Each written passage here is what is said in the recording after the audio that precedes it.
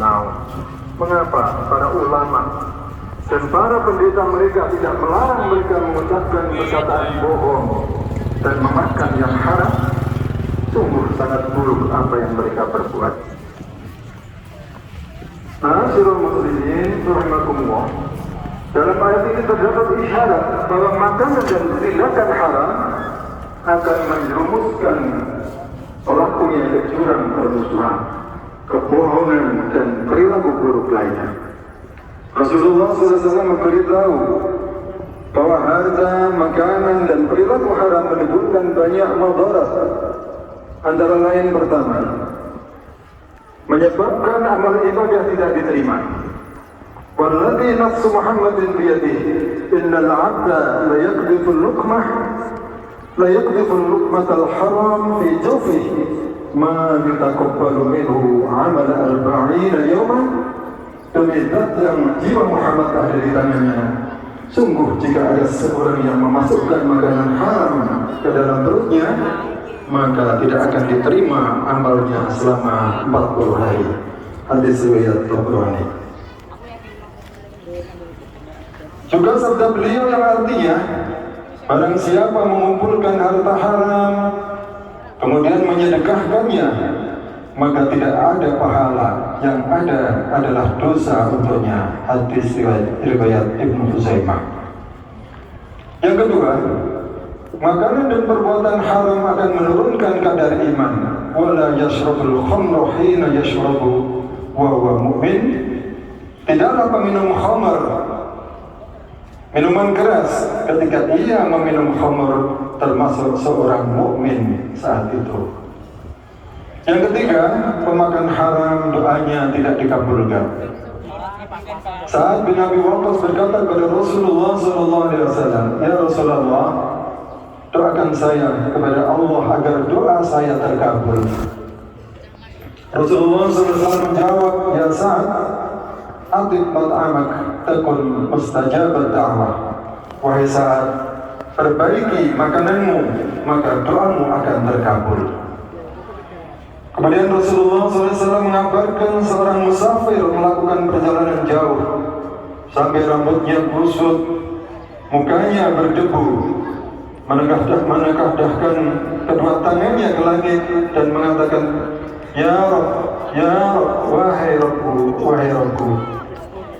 Padahal makanannya haram, wa mat'amuhu haramun, wa mashrabuhu haramun, wa malbasuhu haramun, wa ghudhiya bil haram. Minumannya juga haram, pakaiannya juga haram, dan selalu disuapkan dengan yang haram. Fa anna yustajaba lidzalik, maka bagaimanakah akan diterima doanya? Keempat, perkara haram menjadikan hati keras. Apabila seorang begitu sulit menerima kebenaran, mudah marah, bengis, bisa jadi yang bersangkutan adalah pelanggan perkara haram. Hal ini sebagaimana yang terdengar dalam hadis, al-halalu bayyinun wal haramu bayyinun wa bainahuma musyabbahat la ya'lamuha katsirun minan nas. Sesungguhnya yang halal itu jelas dan yang haram itu jelas. Di antara keduanya terdapat perkara-perkara yang syubhat atau samar-samar yang tidak diketahui oleh kebanyakan manusia. Faman ittaqal musyabbahat istabra lidinihi wa irdihi. Maka siapa yang takut berhati-hati terhadap syubhat, berarti dia telah menyelamatkan agama dan kehormatannya. Wa man waqa'a fi syubhat waqa'a fil haram, dan siapa yang terjerumus dalam perkara syubhat, maka akan terjerumuslah dia dalam perkara yang diharamkan. Karra'i yar'a haulal hima yushiku ayyuwaqi'ah. Sebagaimana pengembala yang menggembalakan hewan gembalanya di sekitar ladang tanaman yang dilarang untuk memasukinya, maka lambat laun dia akan memasukinya juga. Yang keempat, masih terusannya, ala anna likulli malikin hima ala ilahimallah fi ardihi maharimu. Ketahuilah bahwa setiap raja memiliki larangan yang dilarang Allah adalah apa yang dia haramkan. ala wa inna fil jasadi mudghah idza salahat salahal jasadu kulluh wa idza fasadat fasadal jasadu kulluh. Ketahuilah bahwa di dalam diri ini terdapat segumpal daging. Jika dia baik maka baiklah seluruh tubuh ini, dan jika ia buruk maka buruklah seluruh tubuh. Ala wa yal qalb, ketahuilah bahwa dia yang dimaksud adalah hati. Dengan demikian bisa kita ambil benang merah hubungan antara halal haram, hati, dan perilaku jasadiah. Kelima, makanan haram mendekatkan diri ke siksa neraka. Kullu lahmin wa damin nabata min suhtin fannaru aula bihima. Setiap daging dan darah yang tumbuh dari makanan haram, maka neraka lebih layak untuk keduanya. Hadis riwayat Tirmidzi. Hal ini karena makanan haram akan memberikan dorongan dan energi untuk berbuat haram. Sebagaimana yang dikatakan oleh Imam Ghazali rahimahullah, siapa saja yang memakan makanan yang haram, maka akan bermaksiatlah anggota tubuhnya, baik dia mau maupun tidak mau, baik dia tahu maupun tidak tahu. Ma'asyiral muslimin, yang keenam, menyebabkan berat untuk berbuat taat. Yahya bin Mu'adz rahimahullah berkata, ketaatan adalah salah satu dari sekian simpanan-simpanan Allah. Lubang kuncinya adalah doa, sedangkan anak kuncinya adalah kunyahlah yang halal. Selain dari 6 sebab di atas, masih banyak dampak negatif yang akan diterima pelaku haram. Antara lain, sababun fi hijabi syafaati Rasulullah sallallahu alaihi wasallam, menjadi sebab terhalangnya mendapatkan syafaat Rasulullah SAW. Sababun limahakil barakah, menjadi sebab terhapusnya keberkahan rezeki. Sesuai firman Allah, yamhaqullahu riba wa yurbis sadaqah wallahu la yuhibbu kulla kafarin atim. Allah memusnahkan riba dan menyuburkan sedekah, dan Allah tidak menyukai seorang yang sangat kafir dan banyak dosanya. Kemudian sababun lihizyi fid dunya, menjadi sebab hina dalam kehidupan dunia. Wal adzabi fil qabr wan nar, dan menjadi sebab siksa kubur dan siksa neraka. Sababun li ghadabi rabb azza wa jalla wa katsirun minal uqubat, jika perkara haram dilakukan secara berjamaah, secara terbuka, dan dilakukan secara umum, ini akan menjadi sebab murkanya Allah Subhanahu wa taala dan banyak bencana alam. Ma'asyiral muslimin, termasuk di antara yang haram adalah pungli, pungutan liar, memalsukan kwitansi, markup harga, menaikkan anggaran, menggunakan fasilitas inventaris dan dana sosial untuk kepentingan pribadi, persekongkolan para pembuat kebijakan dengan rekanan, entah dalil komisi atau apa saja. Ulama berkata, wal a'dhu min dzalika annaka tajidul al-muwazzaf yu'assiru 'ala an-nas wa yudayyiqu 'alaihim fi masalihim hatta yu'tuna al-mal.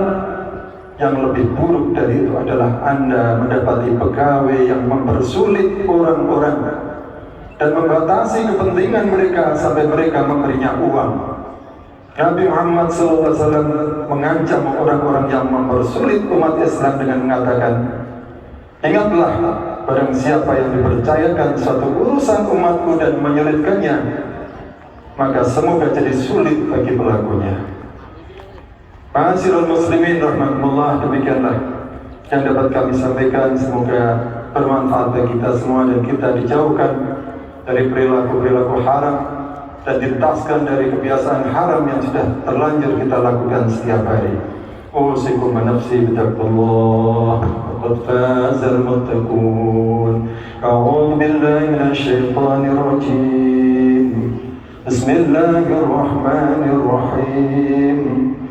يا أيها الذين آمنوا لا تأكلوا أموالكم بينكم بالباطل إلا أن تكون تجارة إلا أن تكون تجارة عن تراض منكم ولا تقتلوا أنفسكم إن الله كان بكم رحيما. بارك الله لي ولكم في القرآن العظيم ونفعني وإياكم بما فيه من الآيات والذكر الحكيم. أقول قولي هذا أستغفر الله العظيم لي ولكم ولسائر المسلمين فاستغفروه إنه هو الغفور الرحيم. اللهم صل وسلم وزد ونعمة وتفضل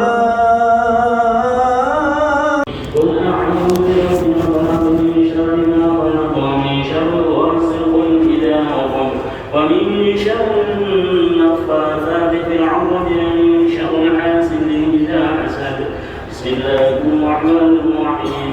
قل أعوذ برب الفلق من شر ما خلق ومن شر غاسق إذا وقب ومن شر النفاثات في العقد ومن شر حاسد إذا حسد. بسم الله الرحمن الرحيم. قل أعوذ برب الفلق من شر ما خلق ومن شر غاسق إذا وقب ومن شر النفاثات في العقد ومن شر حاسد إذا حسد. بسم الله الرحمن الرحيم. قل أعوذ برب الفلق من شر ما خلق ومن شر غاسق إذا وقب ومن شر النفاثات في العقد ومن شر حاسد إذا حسد. بسم الله الرحمن الرحيم. قل أعوذ برب الفلق من شر ما خلق ومن شر غاسق إذا وقب ومن شر النفاثات في العقد ومن شر حاسد إذا حسد. بسم الله الرحمن الرحيم. قل أعوذ برب الفلق من شر ما خلق ومن شر غاسق إذا وقب ومن شر النفاثات في العقد ومن شر حاسد إذا حسد.